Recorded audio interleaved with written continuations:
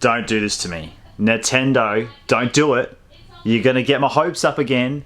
Nintendo 64 Mini, some news is broken, some things have happened. Nintendo's had a bit of a say about it, and it's got me and lots of people excited that just maybe one day soon we might see this in a mini form with a HDMI input into our TV. Bang, N64 Mini. Oh my god, please, please, please, N64 Mini, come on. So right, let's talk about what happened over the weekend. Nintendo had to sit down with some investors, have a Q&A, ask some questions, and one of the questions was, is Nintendo still looking to do mini home consoles for the Nintendo in the future? And to everyone's shock, even myself, Nintendo said yes, we are still looking into it, we are still doing it, it's part of our plan.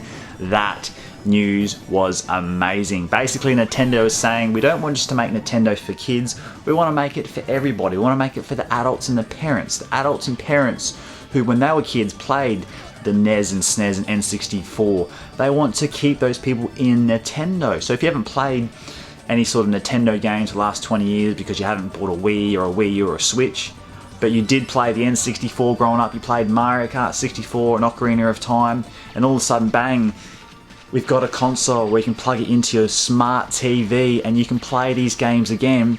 People would absolutely go nuts for that. People that haven't played it or not following Nintendo now would come back. That is Nintendo's idea there. That would make me super, super happy. I'm so excited that they're still talking about this. They're still interested in doing this, which is really good. So let's talk of the possibilities of it happening. The possibilities of it happening. Of course, money. Money is a massive thing. This thing would blow up. The NES and SNES went crazy. Absolutely crazy. People couldn't get their hands on it. Scalpers were charging insane money for it. It was just like hotcakes in the shops. So in terms of money, bang, right there. Appealing to people, like I said, adults that haven't played Nintendo the last 20, 15 years, but the nostalgic feels, oh, I remember playing that game with my friends, I remember sleepovers, they come back. So Nintendo wants to grab that audience and keep them in Nintendo.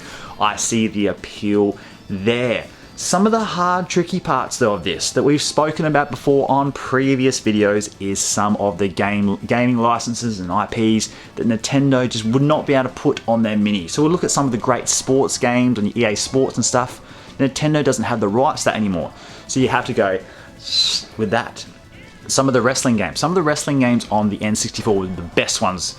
With your friends playing were awesome. Nintendo doesn't have the rights to wrestling anymore, so that's gone. Your Star Wars Rogue Squadrons and things like that, that's gone. Let's look at GoldenEye. There's two massive barriers there. One is GoldenEye was made by Rare, so Rare have the IP now. Sorry, Microsoft have Rare's IP, so that can't work there. Plus, Nintendo doesn't have the rights to James Bond anymore, so you can pretty much say GoldenEye just will not happen. But on Rare, then you look at like Perfect Dark, Conker's Bad Fur Day, Banjo-Kazooie and Tooie. Nintendo and Rare are chummy, so that may be able to be worked out, but that's a really tricky one as well. But then there are some of the great games that we can still play, because Joe Blogs, who played these N64 20 years ago, might say, oh, there's no GoldenEye, there's no Rogue Squadron, there's no bloody WWF game, I don't want to have this thing. But hang on, actually, second thoughts, there's Mario Kart 64, there's Super Mario 64, there's Ocarina of Time, everyone's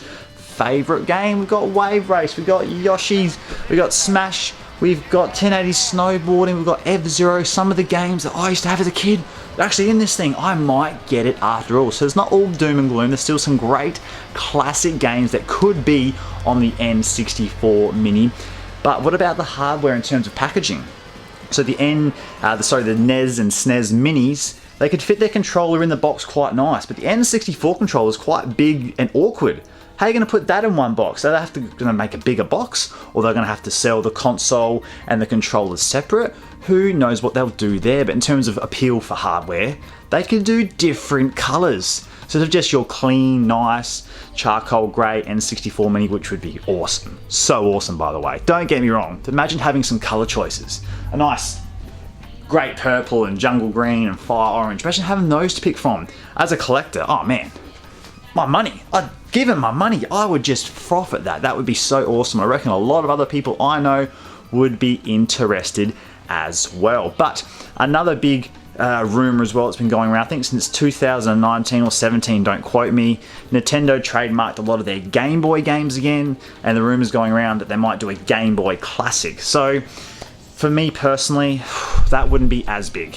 If they did a Game Boy Classic, it would be awesome, still get it, but I'd be really disappointed if that came out before the N64 Mini. But let's hope that the N64 Mini will come out, because look at the library, look at the Switch online subscription account, there's been no N64 library. So they've been holding off because they knew in the pipeline eventually, hey, we're going to do an N64 Mini. Investors want to know what's going on, because the Switch has sort of plateaued out a little bit now. It's had its big hypes. It's been out for a few years now, the Switch Lite, things like that. No Switch Pro announced yet. So investors want to know what's next. What are you doing, Nintendo? And they're saying, hey, don't worry, keep putting your money in. We've got this plan, we've got this plan.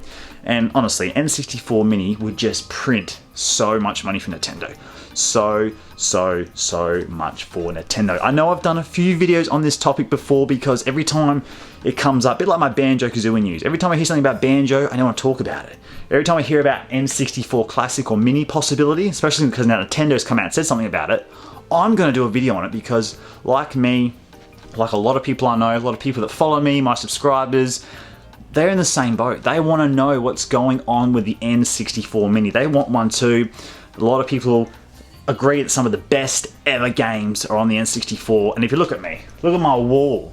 I am an N64 fanatic, so if that comes out, or if any news is breaking on it, I'm going to talk about it to you guys. So please, I want to hear what you think. I really do want to hear what you think on this. Do you think we will see an N64 Mini, or is Nintendo just, I don't know, throwing some lines, throwing some bait out there to keep people happy?